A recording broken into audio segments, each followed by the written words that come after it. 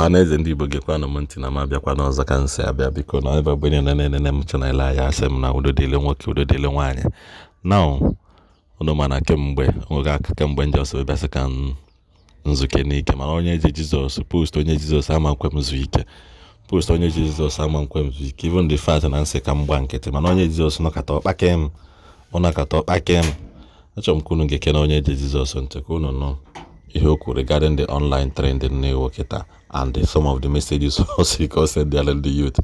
Na-asị na biko na onye chọrọ ị na youth n'Igbo onye na-send the message to the youth yetago because na from ihe onye Jizọs ihe ọ na-eme his act of benevolence to the youth ma ọ bụrụ ndị solo Igbo and also his act of his goodwill.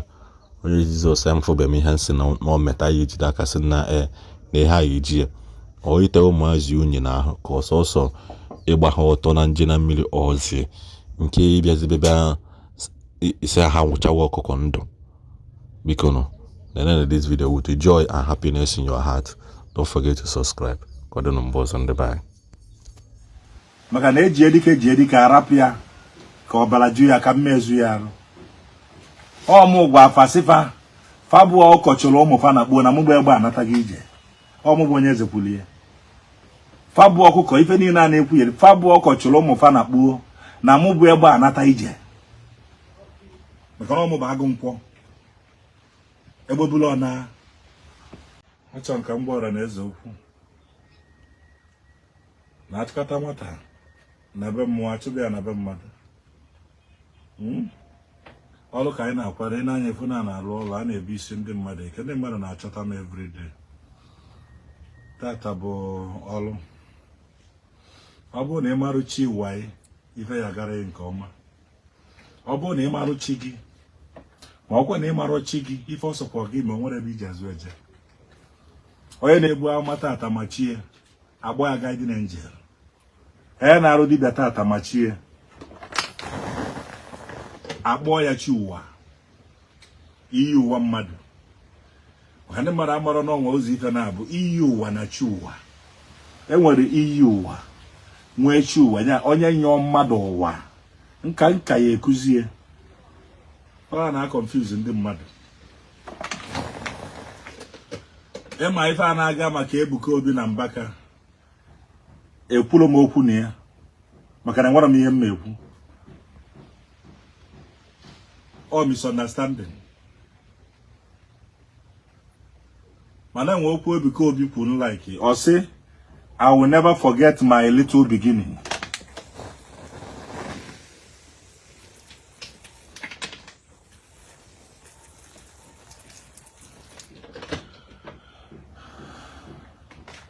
Okwu a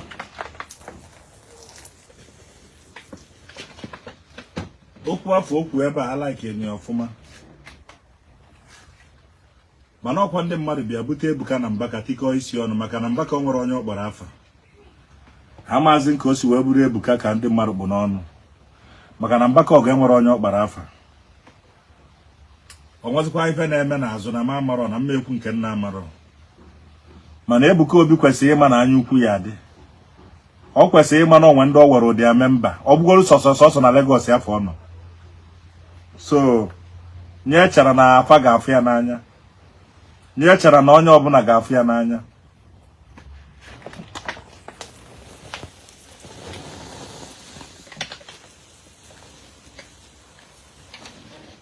Maka na even Jesus Christ mgbe Jizọs lụrụ ọrụ na afụrụ ya n'anya. Onye ọbụla na-ekwukwa mma ebe ị nọ ịma na ide emetụ ya.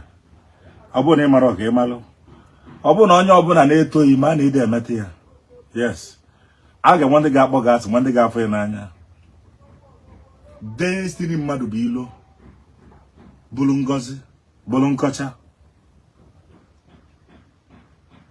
Mgbe ọbụla ị na-eme ife ndị mmadụ na-abịa na-ewu ewu ndị na-emebi before ị bịa ga na-enwere gị anya ukwu ife nchọ ka m gwazie gị. Rapụkwa ndị content creator niile a na-ekwu ilo Ebuka Obi. Fancha niile na-acha akpava. Most of them na-acha akpava. Most of them na-acha akpava. Yes, most of them na-ekwu ya na ha na-ekwu eziokwu. and even ndị nke a na-ekwu eziokwu fabefa na-akpọ onye ọzọ afa na ọha bịafa ekwu okwu dị mma mana any content creator ga-apụta kịta sị Mbaka mee nke nwa Mbaka na-eme nke nwa na-eme nke ife na-achọ bụ agbava ọ ga-adịrị na mma Mbaka dị mma Ebuka Obi dị mma onye ọbụla dịgbado mma onye ọbụla nwere akara aka nke ya Ebuka Obi ama nlapụ akara aka ya jee tiba ihe o Ebuka Obi ama nlapụ ibu amụma jee bụbasa abụ maka na Mbaka nwee ike ibugide abụchi efu Mbaka nwee ike ibudo n'ọta tigide mkpuchi efu and Mbaka ama nlapụkwanụ ahịa obi afụba ọfụ ka Ebuka Obi amụma adịba gboo isturu na nwere arenji enwe ndị arenji enwe ndị arenji mana amụma adịba gboo because even akwụkwọ nsọ si ya sons and daughters shall see vision and prophesy so ọ dị na Bible yes maka na ihe ọbụla nwere original nwe fake Ebuka Obi ama ka Mbaka ama mbe ka Ebuka Obi onye akara aka dị iche iche yes enwe ndị bụ gift of prophecy wee bịa ụwa enwe ndị bie wee bịa ụwa Ebuka Obi bụ spirit of prophecy wee bịa ụwa I'm not against him inene mmadụ anya ma na obu prophecy bịa ụwa o nwere ife dị ka arenji and enwekwanụ mgbe Mbaka ji wee kpee Ebuka Obi afa before ọ na-ekwu okwu na na-eche eche Ebuka Obi mụ na emekọbeghị ife mana most of ndị ozili ozi ife na-emefa since eji mụọ afa confirm otu a ka ọ dị Mbaka nwee ike iji quotation ede na Bible okwuo Matthew verse this John verse this o nwee ike imegidie onye nọ n'ọya ebinihe so na-ekele ọlụ eke ka m fụba ndị mmadụ na ife bịa ifu m erike ọ ga-adịrị na mma Chukwu gozie onye ukwu gozie onye nta anyị ncha bụ nwanne egbu na mmadụ ezu n'ori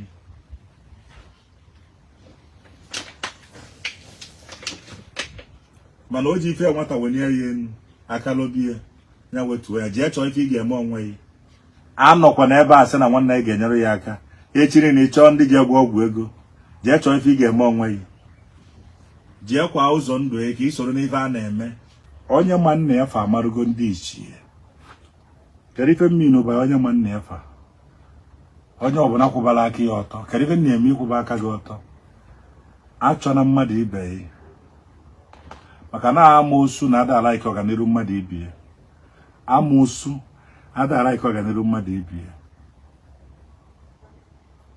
abụ na amoosu nye mmadụ yakwa m ntị ka m gwa ya fa ga-agwakwa isi gị na ọlụ ada awọ fa ga-agwakwa isi gị na gị kpebe ekpere ọga ekpere na-enwere ọlụ lụrụ alụ okwe na-enwere ọlụ lụrụ alụ Jizọs lụkwara ọrụ na mgbe nke ya bịakwa chọọ ihe na-eme gị egekwa na ndị content creator ntị quick money ọ bụ na ha nwa achọrọ ego ha ma na-eme content creator let me tell you okwu a ha na-egwu ka ba ji akpali ego if you listen to them onwekwa onye ga-enye ya nwanne nna ga-ama nyekwa ya onye ọbụla chọrọ ka ọ bụrụ best ife na-emega advice bụ ga-egbu na mmadụ ga-ezu n'ori mana jee chọọ ife ị ga-eme onwe ka ị marụ chi gị ka ife ị na-eme wetaba ego rabụghị ibe niile a na-ekwu na net ọkwa ego kaba na-achụ ka ị na-enenefa kaba na-enweta ego fa